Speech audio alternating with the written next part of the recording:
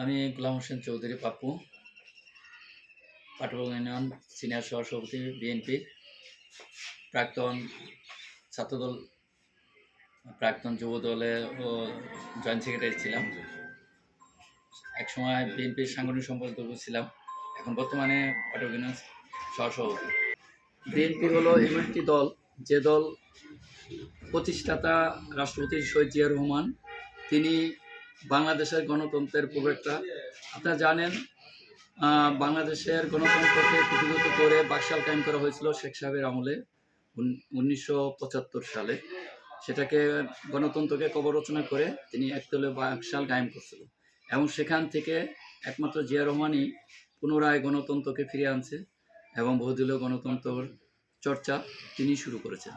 তার হাত দিয়ে বাংলাদেশে আওয়ামী লীগ আবার পুনর্বাসিত হয়েছে, বাংলাদেশের জাতীয় পুনর্বাসিত হয়েছে, এবং বিএনপি তখন প্রতিষ্ঠিত হয়েছে।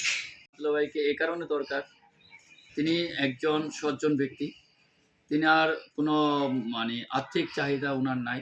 উনি জনগণের বন্ধু হিসাবে কাজ করতে পারবেন, জনগণের চাহিদা অনুযায়ী তিনি কাজ করতে পারবেন।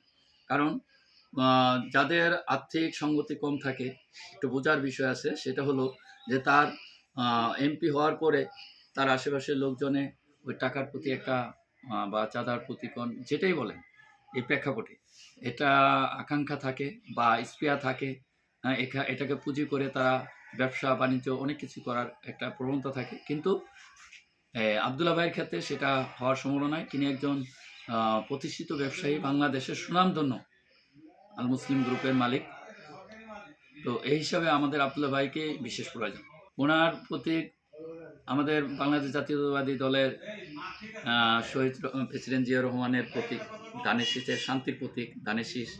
আমরা চাই সর্বসম্মতিক্রমে এবং সর্বজন বিদিত হয়ে যে ধানের শীষে আব্দুল্লাহ ভাইয়ের জন্য আমরা সবার কাছে, মা বোন চাচা চাচি সকলের কাছে ধানের শীষে